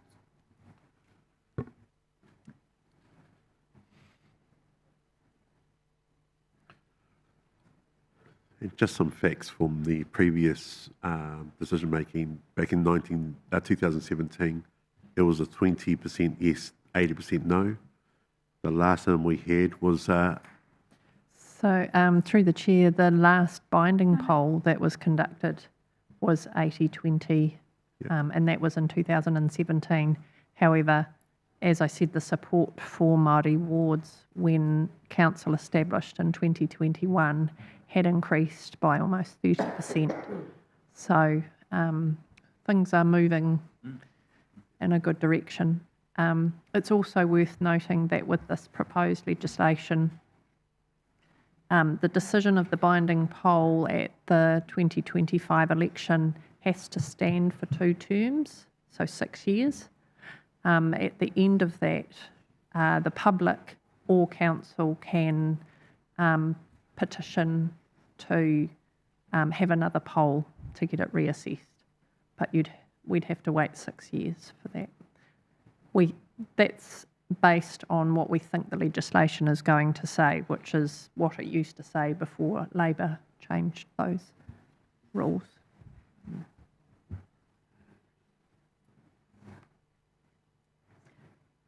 Thank you, Anna. So we have a revised proposed motion on the table. We have B from Tiwana and C from Joe. So I'll look to both of you to confirm you're comfortable with that wording. Tiwana.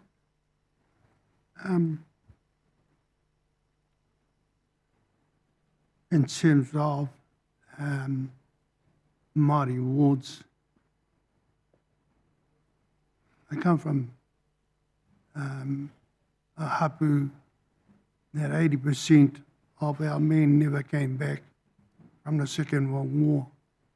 They fought for the price of freedom and equity. So my father never saw his father. My mother never saw her brother. I didn't see my granduncles because they were lost in Tunisia. They were Tūmataros. My grandfather was a Tūmataro. So in terms of that, we need a Māori voice within this council. If we want equity, we need people to sit at this table. And we know what the majority that are in Ahuriri, and we understand that. I think there is a fear from our Pākehā colleagues that Māori's going to take on the world. Of course we are. But the thing about it is, all we want is a quality way of life. And we need leaders at this table. We've got good leaders at this table. But for our people, someone has to fight for them. Yeah. So, hence the reason why, when this came up and I looked at it, it was time for this committee to show our people the support that we need to move it forward, yeah? And celebrate the future that's in front of us. Yeah? Pursue the positives and belay the negatives. So, within the conscience of the society, hence the reason why this is put up there for you as people with the knowledge to debate whether we go with it or whether we don't. My mind's already made up. Thank you. Joe, are you comfortable? Yeah, I'm happy with the wording for point C. Thank you. Thank you. So I have a mover in Tiwana and a seconder in Joe for the motion you have on the screen in front of you. I'll now open it up if there are any speakers.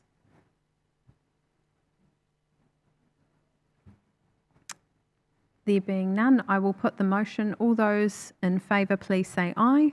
Aye. Any opposed? Carried. Thank you very much, Anna, and I presume you're sticking with us for our next item. So we'll move on to item 5, the representation review update. Kia ora again. Some of you will have heard this kōrero already this week, but just wanted to give an update on the representation review that Napier City Council is currently holding.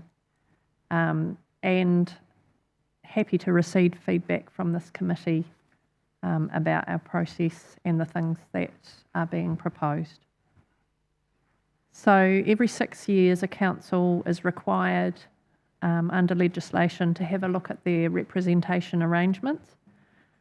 For Napier, this means we need to consider how many councillors we should have on council, how many wards our city should have, and what their boundaries should be, and what they should be named.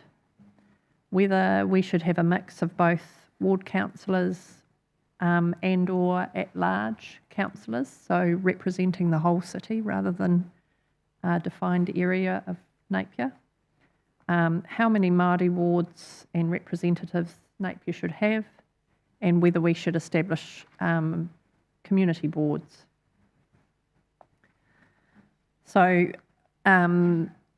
we undertook a pre-engagement survey at the end of last year on broadly those questions, asking people where they felt they belonged, how they identified with their community, to work out whether the current ward structure was appropriate for the general wards. The results of the survey have helped to inform an analysis of Napier's communities of interest, and communities of interest is something that the Local Government Commission asks us to look into. So this is where people do their shopping, what schools they attend, how they get to the places they need to be, where their community groups are that they identify with, because the aim, if you're setting up a ward structure, is not to split these communities up into separate wards, but to combine people that use similar resources and have similar demographic features, keep them together as much as we can. So the key findings from the survey in December was that Napier City as a whole was identified as a community of interest by 55% of the respondents, with them citing things like the Marine Parade as a key geographical feature that they associate themselves with, and local history being identified as well as giving them a sense of belonging. 26 of respondents felt most connected to their suburb rather than their ward. They felt strong ties within their neighbourhoods. Only 5% of respondents felt a sense of belonging to their electoral ward. However, 70% correctly identified their ward. On the number of elected members, there was little appetite to have more elected members. People mostly preferred the status quo, what we currently have, which is 13, or a smaller council. Most survey respondents preferred the ward system, which is what we have currently, rather than a mixture of wards and at-large representation, so that Napier-wide representation. Obviously, there's a lot of development across the city, so this could potentially alter our communities of interest. And we have areas in Napier, so the Ahuriri ward and Taradale ward have quite similar socioeconomic stats. Onikawa, Tamatea and Nelson Park have some similarities as well. So that sort of gives rise to the thinking that maybe a two-ward system may suit Napier residents better I'm not sure. It's just one of the options that we can consider. Nelson Park Ward obviously has some unique characteristics, and we'd like to take that into account too as part of the representation review. And so far, our feedback from different sources has been with the Māori wards to have a citywide Māori ward with 2 representatives in it, rather than splitting them into 2 separate wards with 1 councillor in each. And the Māori wards, there's a formula in legislation and we have to follow that formula. It's based on the size of the council. So if we have a very small council, Napier can only have 1 Māori ward councillor. But when we get to 9, 10, 11 general elected members, then we can have 2 Māori ward councillors. And that's something that we can't change. That's a legislated formula. Feedback's also been that for the Māori ward, it would be better to have a citywide ward with 2 councillors in it so that they can work collaboratively together and not be sort of isolated on their own. And that the ward would have as with the general wards, they all have multiple elected members in them, so it would be a similar structure. So we took the feedback we got in December and we've put it to the elected members. Staff did a lot of modelling. There's endless options that we could have for the makeup of our general wards and for the number of elected members. But we came up with 10 options and the elected members whittled it down to 5. And you may have seen we've put those back out into the community for some more pre-engagement to find out which option the community like the look of the best. Also part of this pre-engagement that's running at the moment, we're asking the question about whether a community board located or focused on Maraenui and maybe its surrounds as well is a good option. The reason we're looking at this is because the Local Government Commission recommended we have another look at this as part of our last representation review and identified that area specifically. They also identified Bayview, but in our pre-engagement in December, the Bayview residents had little appetite for a community board, so we haven't pursued that one. Whereas the people that responded from Maraenui, there was a majority that were interested in a community board for their area. So we've put that out to the community to consider as part of this pre-engagement. We held a wānanga at Pukimukimoki Marae just the other night, which was great. It was good to see some of you there to discuss this and get some feedback. We've also going to hold 4 pop-up sessions across the city, one in each of the general wards across the next couple of weeks. So we'd love to get people's feedback. There's an online survey and really good to get feedback on this, which we can then put to the council at the end of this month and come up with the initial proposal, which the elected members will vote on. And if that's agreed, or what gets agreed as the initial proposal, will then be put to the community again for formal consultation, and there'll be hearings later in the year for that. People can come and talk to their submissions. Happy to take any questions. Thank you, Anna. There's a lot in this one. So, yeah, I'd just like to draw committee's attention to, we have those 5 options on page 36 of our agenda, and this is an information paper for us at this stage, so we're looking for a receiving of the report and a progress update on this pre-engagement consultation. So I'll open it up if there's any questions of elected members or staff on this one. Probably a bit of advice when you go out and do these things. I believe that we at Moke, it was too cold for our people, so we didn't get a big group of people. Maybe if we have a look at an earlier time, you would get a better catch. Pertaining to this stuff, I mean, it's ongoing stuff, so I'm sure we're going to come back and talk about this at the next meeting and the next meeting. So, yeah. Good feedback. Yeah. Thank you. Are there any other comments or questions from the committee? And if there's not, I'll look for a mover to receive the update. Yep. Moved by Tiwana, seconded by Councillor Crown. Any further comments? Thank you. Ka pai.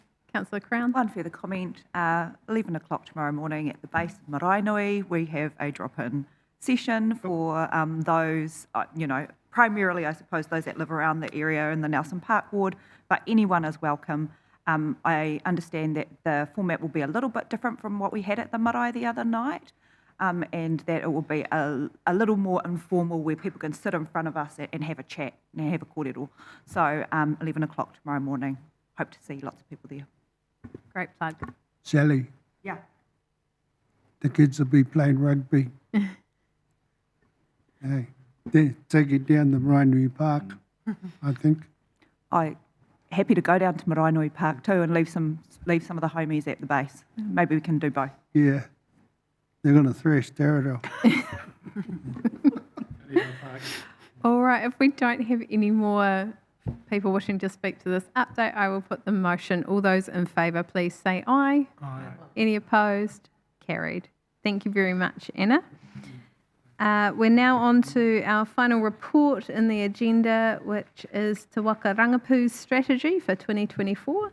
And I will ask Morahu if you're, whichever you prefer.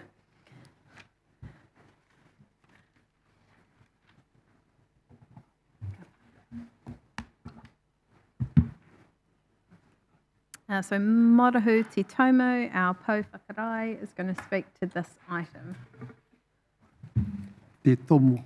Te tomo. Harama. Getting there, girl. Close.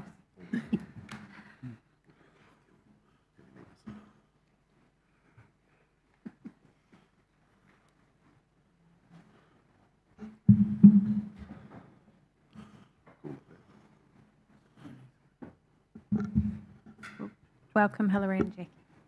Kia ora.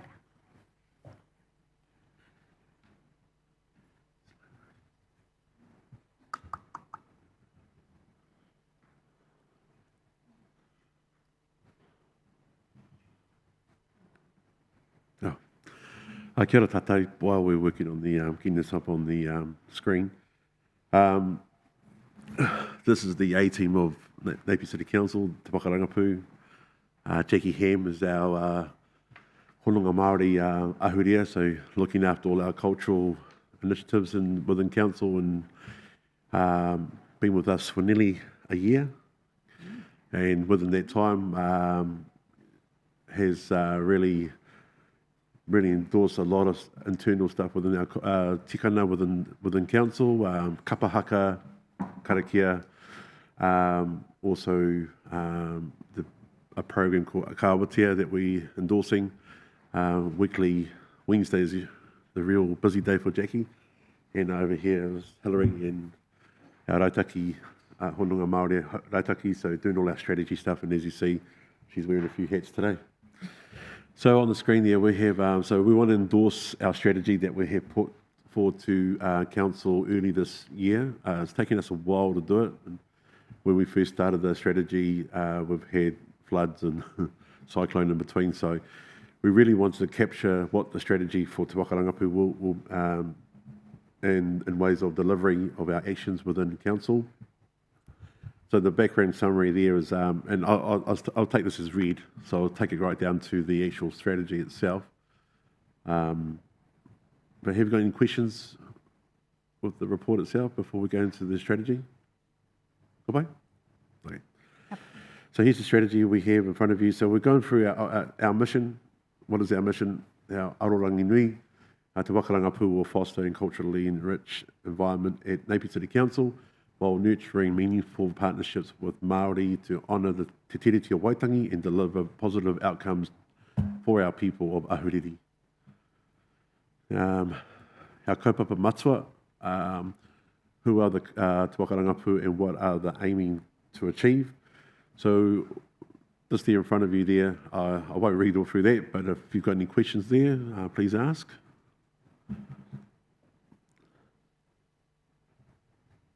We can carry on. Our values, o mātou uara, our tikana, which is something that we're really are strong about within our tari, in our office, the rangapu, our relationships. So our relationships are not just with our partners, with Mana Ahuri, Maunga Haru Tangitu, and Te Tai Whenua, and Ngāti Pāro Hapu Trust, and all our tangata whenua, no, but also our relationship within council is just as important. So we work a real holistical approach within council. Both Jackie, myself, and Hillary could have 4 meetings in one day with 4 different departments. So that could it's actually quite tiring at times. It's actually quite taxing on us, but it's part of the process that we do. So that's our rangapu. Our mana taurite is our equality, with the equal rights that we try and achieve that Tiwana talks about consistently. So they're the 3 main values. And if we go into the next page, our tikana, which is our manakitanga, kanohi ki te kanohi, aroha ki te tangata, rangatiratanga, and whanangatanga, and participation. So those are all the tikana that we all have, that we follow. Our mana taurite, equity, equality, protection, integrity, aroha solutions. The protection is quite an interesting one because in council we talk a lot about health and safety within council. We've been going through a whole process now. I'm actually looking at also doing cultural safety, and I've actually done a bit of a reach out to many other councils around the country who have, if they've got a framework on cultural safety, and they don't. So that's something that we want to push on, and hopefully be something that we do, because part of our role is to make sure that our mayor, our councillors and our staff are safe culturally when they go out to hui with Māori or anybody else really. So that's all part of that. So that's that mana taurite. And rangapu obviously is the partnerships with co-governance, transparency, connections and respect. Me pai tā anō, any questions? Cultural safety. And there's also cultural safety for us. In the organisation. In the organisation, that's right. So that's, introducing karakia. And I remember 3 years ago, Mia Wise came to me asking me to do karakia for all our council meetings. Instead of giving the fish, I said, well, I'll teach you how to fish. So all our councillors know how to karakia now at every meeting that we have. And we have a starting karakia and a karakia to finish every meeting. Te Waka Rangapu kaupapa matua, our priorities is whakatakoto tikana, the action plan. So I provided an action plan that we do. It's actually quite a big area of what we do, what we achieve. So majority of our projects that we have in council, we don't actually lead, but we lead the cultural side of it. So I always say we're the power on a action plan or project, because we are there to do what we just said earlier within our tikana and what we prioritise to. Part of our action plans is the what we do, what will Te Waka Rangapu achieve in action plans. Obviously, Te Tiriti o Waitangi. One of the things that we did in 2021 after the Māori wards. For us to head into the right way, I was given the task to do workshops on Te Tiriti of Waitangi, which we did, and I think we all learnt a lot through that, and we still are wanting to carry on and doing that. Our tikanga lessons with Jackie, who does a lot of our tikanga lessons within council, with myself as well. Te reo Māori, we are lifting the capability of our te reo within all our staff. We have staff that are actually attending reo classes with Te Wānanga Aotearoa and other mechanisms, and that's been led by Jackie, and also our Te Rangapu, what is our relationship. So just like earlier, we spoke about how we get out to the community as we can, you know. But a lot of times we need the community to come to us to say, we'd like to have you to come to us. So there's all that kind of kōrero that we have there. And we also have our monthly pōhiri as well that we all three are proud of. Mm-hmm. And one thing I like to say is real proud of, and that's where we have achieved that. When we do a pōhiri for our staff, it's run 100% of Napier City Council. As long as, you know, we'd love to have Tiwana and others there, but it's fully run, and we can stand on our own as our council, from right up to the mayor, right down to us. So it's something that we're proud of and want to achieve and grow. We have the how as well. You know, how do we do the delivery of action points? There's a lot there, as you can see. And the who is really important as well. Now, we have our elected members, we have our committee Māori and our staff, also our hapori, our community as well. And on the other cloud there, we have our CEO, our elected members, our mana, ahuriri, all our PSCEs, all our deliveries of our groups, our governances and that.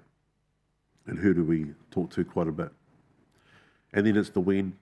The when is, it's ongoing. There's no real stop or no start and finish point. It's always going. So we don't have projects that we have an end point. Our projects are always continuing. And our partners. So in our strategy, I wanted to make sure that we rectify who our partners are. And in our PSG, we have our Mana Ahuriri Trust. We have Maunga Hauriri 2 Trust. We have in the RMA sector, but this actually is growing, and our Tai Whenua Te Whanganui Arotu and Ngāti Pāro Hapu Trust.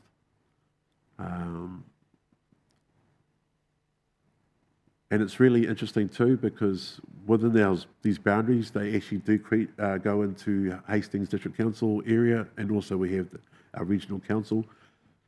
But as we know, our ngā hapu e whetū o ahuriri and our ngā marae, we all ahuriri. We're not here taunga as such. And so it's about making sure we support our families across the river as such. Our mana whenua area, so there's some, so I'm up there as a council kaumātua until we find a kaumātua. Te kaha Hawaii is our chair for our mana ahuriri. Tani Hopmans for Maunga Hauriri 2, Chair Tareha for Ngāti Pāro, and Hori Riti is for the Tai Whenua. And currently we have Baden Barber as Ngāti Kahuri, so that's all plain.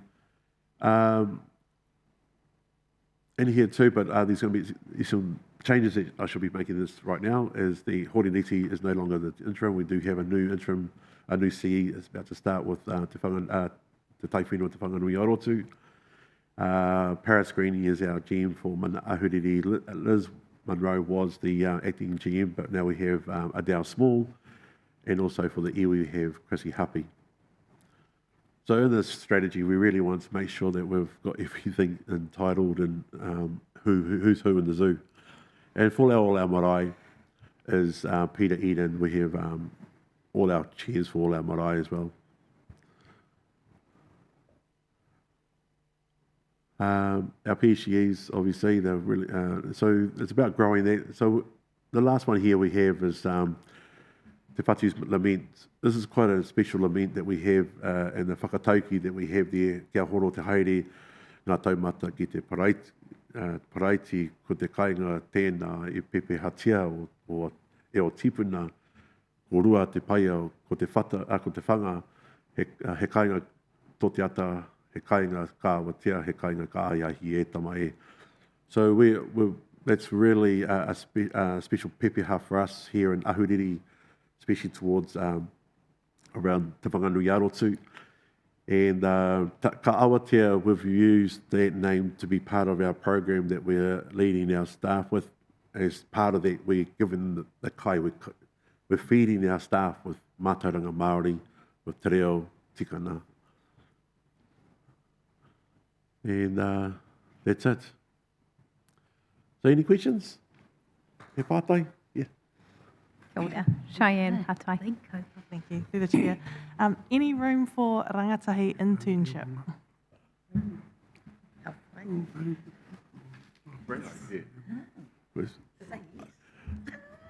We will look into that. Yes. What was the question, sorry, Shane? Is there room for rangatahi internship through to Te Waka Rangapu? Okay.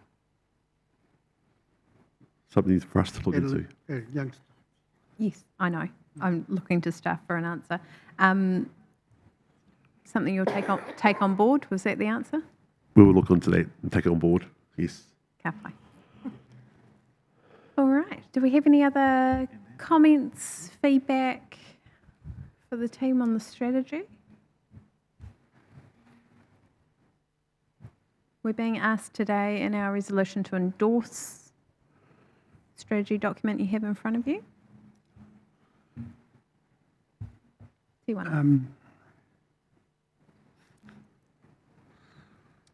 A koe he mana tō tēnei me te hapu te whānau, me moiho tunu koutou, kai rō te ia ahuriri nei, wā tātou nei whānau me ki rā. Hei te whakatūngia ko tēnei pōhiri I ronga I te marae no mātā wakatera. Hei, me whakauru atu ena whakara I rotia ko tēnei tikanga. Koe rā hau nei me atu kia koutou. Hei, Jackie? Ara tēnei tangata no te rangi tohu mare o hika were kororo ki a koe nei tō māhu. Hei. So koe rā hoki tēnei me atu kia koutou. Hei. Ka waiho ake kia koutou. I'll just leave it with them and then they can sort that out. All right? Ka pai. Mā koutou, e kōrero, e wānanga.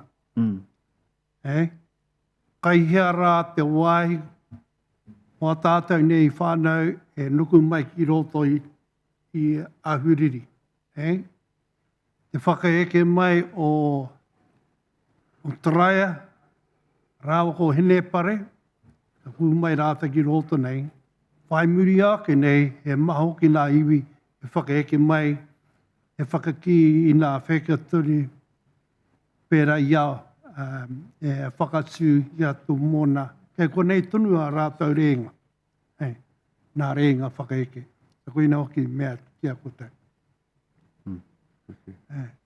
Koe rā hoki te manua e hau tūtu ana I rotia marae nui. E whakaeme mai nā tangata. Mai I nā kāinga pēnei ia mohaka ia māhia. Ka whakatūngia rā te o rātou kāinga gōnei. So koe rā hoki te mea nei. Kārea wiki te I roti toko te rautake. So what I'm saying is that there needs to be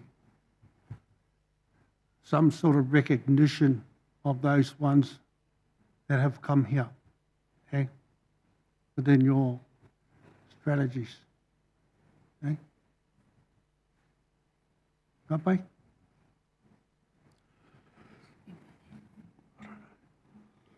Ai, he wānanga anō tērā. And also just said, also advised that this strategy is all going to act so you know, we've got it for 5 years until 2028 when we'll review it, but it's will be reviewed any time. Things change, and we'll change with it. Yeah. Okay, what I'm seeing there is that with the notes of small amendments, or no? Okay. To the wording, we're comfortable? Yeah, we're comfortable. Okay. You comfortable, Tiwana, with endorsing the strategy? Okay. Looking to the other committee members for any other partai. Okay, I will ask for a mover that we endorse Te Waka Rangapu's strategy for 2024. Do I have a mover with Joe? Seconder with Cheyenne. Thank you. Do either of you wish to speak to the motion? No. Oh, no, just with my recommendation to consider the opportunity of succession in the space of Māori governance for our rangatahi. Thank you. We'll note that as well in our minutes. All right, if there's no other partai, I put the motion. All those in favour, please say aye. Aye. Yep. Any opposed? Carried. Thank you very much, team. We are nearing the end. Please bear with me. We have our minor matter, which is that we need 2 members, 1 representative and 1 alternative to the Joint Alcohol Strategy Advisory Group.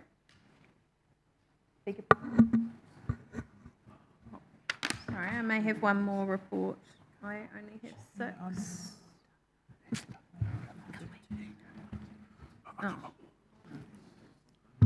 Agenda. Oh, my apologies. Agenda item 7. Morahu, you're sticking with us for this one, which is agenda items for NGΑ MΑNUKANUKA o Te Iwi. Thank you. Yeah. Well, we put me back up on the screen there.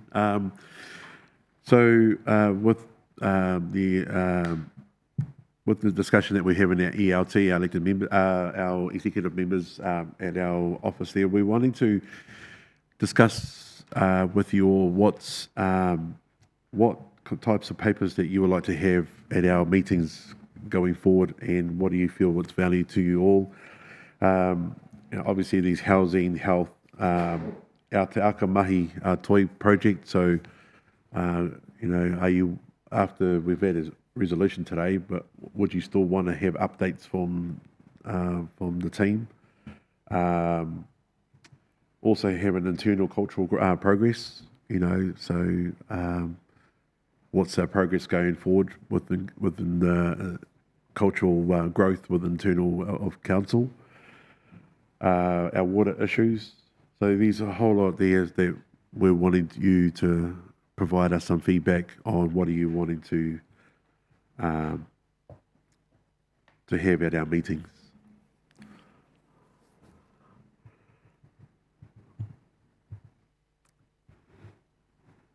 All right, committee, so we have an opportunity to provide Te Waka Rangapu with some guidance on what kinds of papers we'll see coming to this committee into the future.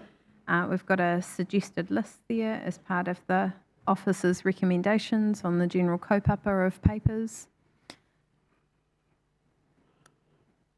I'm sure any feedback on these would be appreciated. Councillor Crown. Thank you, Madam Chair. I was wondering, I'd be really interested to know whether the committee, especially our tangata whenua representatives, would be interested in contributing around a more broader environmental papers and kaupapa that come to council. I see that there's Te Mana o Te Wai on there and quite a focus on water. And why, but just noting the fact that we've, done our I think, our carbon emission benchmarking and whatnot, and around climate change, etc., and just wondering whether they would be interested in contributing in those areas as well, around taiao, etc. Ka pai, looking for feedback from the committee on that. Good suggestion. I think within our culture, it's embedded within our culture that environmental actions implementation of safety procedures in terms of supporting those actions. When we look at how Māori think with papa tūnuku as your mother, rangi nui as your father, that's a normal practice that we celebrate those that have taught us those sort of things to allow, provide us with this environment. And now it's our job to try and look after this environment. So I buy water at the shop because I don't like the taste of the water and the plumbing. I don't know how we can fix it because there's a safety procedure in terms of why that water's in there. Yeah. So we learned from Havelock North, and that's why we had to do something. I can afford to buy water at a shop. Many of our people can't. So, you know, those are the balances that we have to do. An environmental paint or a pond is a classic of that in terms of when it rains or the floods and that and all that. The runoff from the farms comes through. Yeah. And our kids can't swim in there.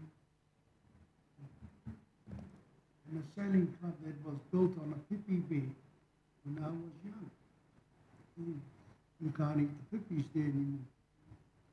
So yes, it's embedded in our philosophy and we have a responsibility to move forward as a people, not only Māori, all those that live here.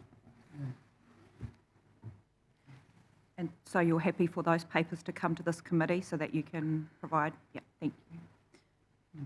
Marahu, what I'm hearing is I feel like the committee would like to set some sort of, even if it's annual sort of key focus areas and maybe papers come to inform and contribute on what council's doing in those spaces. Like there were two there with Te Whanga and the other one around the water quality.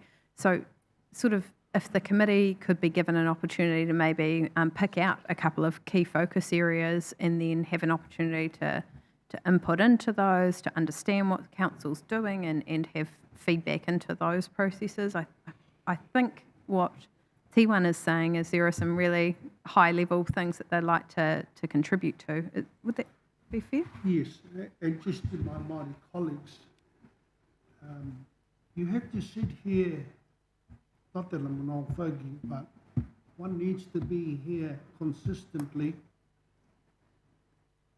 And over the years, you'll understand what they're talking about in terms of that, and then we can offer our advice. But if you're only going to sit here for 1 year, you're never going to do anything else.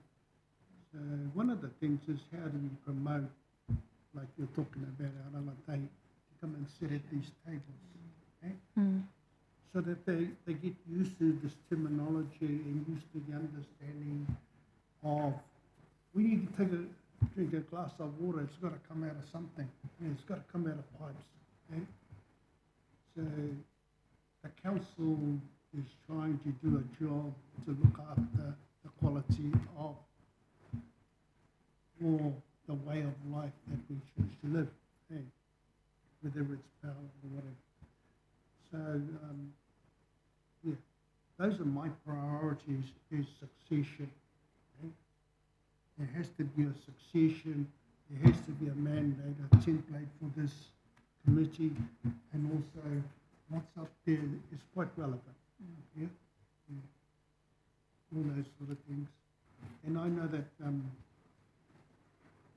not apologising because this is not my main work. Okay? But we're only a small group, and what you're asking for is why. It's huge. Okay? So we can only do what we can do. Okay? So that's the reality. Good. Are we also talking about monitoring the water and the sewers of the of the rivers that, you know, up in the up reaches of the river, because if the quality up there is not good, it's going to come down and end up in the city. Yeah, unfortunately, the water quality monitoring happens at Hawke's Bay Regional Council level, so they employ the environmental team that do that. But we do have in-stream health in terms of our urban waterways, so your open drainage networks throughout the city. We have a lot of water quality work on that, but not so much the outskirts of rivers and things like that. That would be done at Regional Council. Marahu, have you got? Yeah, so just to put it plainly, water in the river is regional council. Once it hits the pipes, that's when it comes into our governance. Is it simply? Yeah, we just feel that the river that runs past our whenua is our responsibility to monitor, and that's what we've been doing, is monitoring the water and the soil. It's not a Hawke's Bay Regional Council initiative, it's a hapu initiative. Lovely. Yeah. So, I don't, not quite sure what the answer to a question is, but I just thought I'd share that. Yeah. I mean, and we look for funding to try and get to do that, because that's what we want to do. Yeah, it's good work. And, yeah, so there are a lot of issues that we see. I mean, there's... Keith, you like powers, don't you? You like crayfish. Yeah, just every now and again. So we have a lot of tourist ships coming through.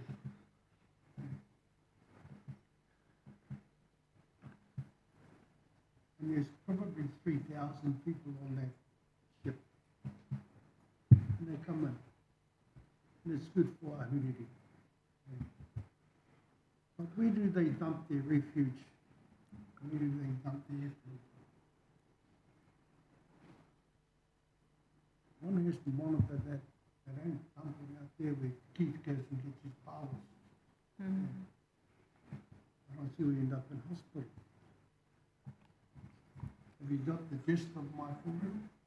I think so. It might be a little bit outside of our jurisdiction, but I understand the kōrero. Absolutely. What, me eating powers? That and the marine environment. Oh, just te wana just kōrero, where is all the refuse of the sewage going for all this new housing that's coming up? The new housing developments. Where's all the sewage going to go to? Hopefully not in the sea. So all of the Napier City Council wastewater network? Yeah, and also like Mana Ahuriri's big housing development plan of 400 houses or whatever is consideration going to where is all that sewage going to go to? 100% yes. So our Napier City Council waste and stormwater network, so the waste that I think you're talking about Whararangi Road, potentially? Yeah, Whararangi Road mainly. Yep, so that connects in... Flood prone, sorry. Yeah, so that connects into the Taradale wastewater network, which is pumped out to the BTF, the biological trickling filters out at Awatoto, and all of it, the wastewater is treated. Is consideration given to, like grey water and all that sort of, where you environmentally grey water, you recycle your grey water and it's not pumped out into the sea? So grey water... Do you give consents where they have to do that? Yeah, so grey water goes into our wastewater network as well. And so all of those considerations around a subdivision and all of the byproducts of that in terms of all the water, the stormwater, the wastewater, the grey water is assessed under our district plan by our regulation department. So everyone, I guess, is held to the same standard in terms of meeting requirements in the district plan and gaining consent. So it's not something that councillors make a decision on, it's something that staff do based on the policy, aka the district plan that councillors have adopted. Right. Yeah. So there's sort of a policy and regulation framework across all of that. That is the same standard for any developer. Just that it's a lot of houses that are coming up, and that's a lot of extra. Yeah, and we've got a big program, and maybe that's something, if we're talking about identifying key areas of focus for this committee, maybe the work that council's doing on our networks in terms of intensification, because that's the housing typography that will increase over the next 10 to 20 years, is that intensification of housing in our urban environment. And if that's identified by you and this committee as a key area of focus, then we could add that to the list in terms of urban development implications. Yeah. I think, it's a good question. There's the Whararangi, then there's the Emerald Hills, which is just up on the hill. Yeah, we need a lot of houses, and there's a lot of work going into catering for them for sure. So, Morahu, I saw you take note of that as a potential area of interest for the committee. Just through the chair, I endorse Councillor Crown's discussion around the taiao, the environment, that we need to bring that to the table as well. So, yeah. All right. Can you include tourism in there? Yeah. Thank you. Thank you. And I think there's probably a piece of work, Morahu, to workshop what those key priorities or key focus areas look like with the committee. Through the chair, yes, I agree with that. So this, with this, we can actually have a workshop. So maybe just take it offline, and then for you to all think about and what Councillor Crown has proposed as well, and what Tiwana has proposed, and Auntie Maureen, and that we have a workshop and we can discuss it. So we can, through ELT, put through to our staff, our operation staff, to what papers that are required for our meetings going forward. With that in mind, would you be comfortable with the resolution of the committee today then, instead of receiving this list, that we endorse a workshop to be held to sort of hone in on key priorities for the committee? Through the chair, yes, I agree. Okay. So with that in mind, if the committee is in agreement, we'll put a new motion on the table that we request Te Waka Rangapu hold a workshop with NGΑ MΑNUKANUKA o Te Iwi to identify key priority areas for papers for the committee's 2024 work program. General nods of agreement to that. Ka pai, if we're comfortable with that, I'll ask for a mover. Maureen, thank you. And a seconder. I'll second it. Seconded by Councillor McGrath. Would you like to make any further comment?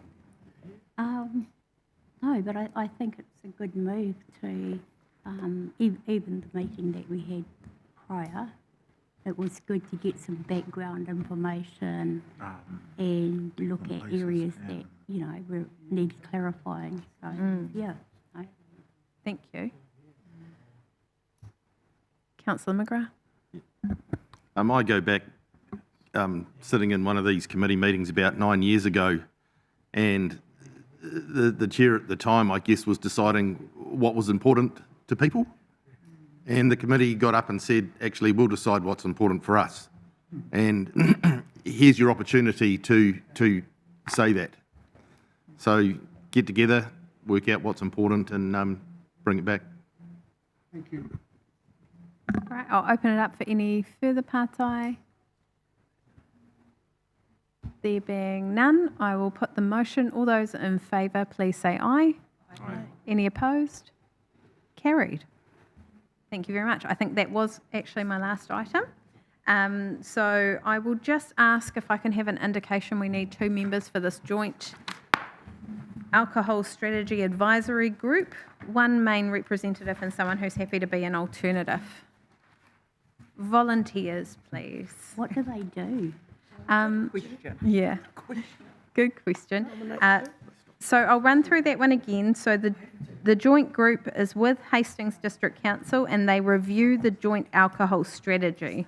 There would be 6 meetings before the end of the year. Have you got any further comment, Gemma, on the actual role of the committee? So the joint working group is just being established alongside Hastings District Council, so Napier City Council is going to be hosting the group and forming the group, so it's to review the joint alcohol strategy that's been in place since 2017. So this is going to be a group that's going to review that. And they're seeking representation from different parts of council in Napier and Hastings. Great. Thank you, Gemma. Councillor Price, you're a member on this. Yeah, I'll ask you if you can give some more detail. Really, it's the input to the LAP, the Local Alcohol Plan. So it is a good place to be, because as much as there's the law, there's your local law as well. So, and things like closing hours, one-way door policies, supermarkets doing what they can do. So it's quite a powerful group, because it sets the rules for our cities. All right, lovely. And I also have Rachel Bailey online. Rachel, are you able to add to this korero? Yeah, kia ora. Can you hear me okay? Oh, yeah. Yeah. Yes, we can. Oh, yeah. Great. Is it really louder than God? So yes, I just wanted to reinforce what Councillor Price was saying, that the whole point of this advisory group is to minimise alcohol harm. So if you think about all the ways council and the three other agencies, which is Ministry of Health and Police, can do work to minimise harm of alcohol to our communities, that's what this group is about. So they are sort of setting a strategy for how we can minimise harm in our communities from alcohol. So that helps to clarify what this would be. Thank you, Rachel. That's really helpful. Right. Calling for nominations and volunteers. Please have a discussion amongst yourselves.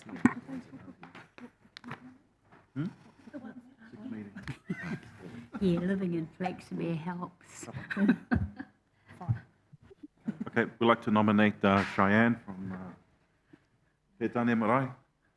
Cheyenne, you happy to accept the nomination? On behalf of our Ropu, yes. Ka pai, thank you. So Cheyenne is looking to be your one representative, and there is a request that we have an alternative as well in case Cheyenne isn't able to make a meeting. Yeah, right, yeah. Not that I know much about alcohol. Right. You don't need to know a lot about alcohol, you just need to have a heart for reducing alcohol harm. Oh, yes, that's me. I accept. All right, thank you, Maureen. So we have our representative and our alternative. Thank you very much. Yay, well done. So with that in mind, I think I don't have any more admin to do. I'll ask Tiwana if he would like to close with our karakia. Oh, Can I Maureen? just have one thing? I would like to give this book to the council, and maybe it could go in the library. Mori Mori. It's the story of Mori Mori. Written and illustrated by Maureen Box. So I'd like to give it maybe Thank you very much.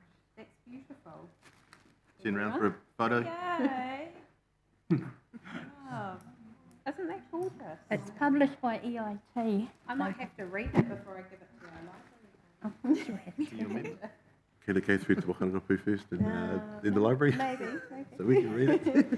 Right, are you happy for it to go on a wee journey before it gets Oh, to our no, library? you can do what, Okay. it's yours now, you can do what with it what you like. That's a beautiful gift. Thank you very much. Very special.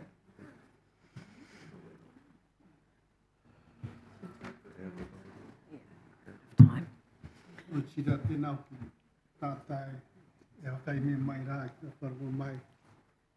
I nā ka aranga i rote a tūahuriri, ai ki mi hati kia potane. Ai ki mi hati kia koe nei. E tāpoha mai tēnei pukapuka.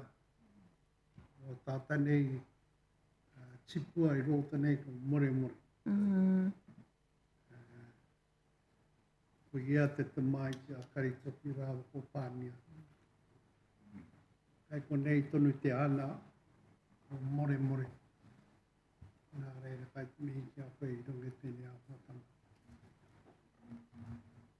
Nā mai e hine, nā mai e tama ki a tohi ātupek, te tohi rangi ko te tohi ahupu ke āhine a te iwa iwa. nā koe I puha ki tāo. Kia tohi a te koe ki te tohi a tāne te wai ora. Te tohi o te ora.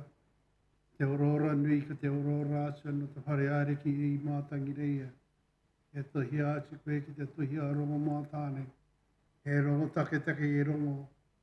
Whakauru ora he rongo whakauru ora. Kia tā kina te tinana e hene te a kina te tinana e tamo. Oi tēnei tinana whakakaha, tēnei tinana ko tō tinana ko tōku tinana. Papuritia ke u kia mau. Oi te hingaro marama te hiningaro wānanga te hiningaro. Ko tō hiningaro ko tōku hiningaro papuritia ke u kia mau. Ki te ki rungi I te ara ko te ara o tāpaki. Te mi hea ranga haua. Hea kiri kawa koe ki te kipu kiri kawa koe. Te ora ki kiri kawa ki te. Tō iwi. Tō kahu, tōku kaha. Kahu e kahu aroha. E kahu tauwhiro. E kahu whakarewatanga. E putātu tātai. I te ao marama tūturo piti whakamaua kia tina. Tina. Tina. Tina. Tai ki e. Ka pai. Thank you, everyone. Great meeting.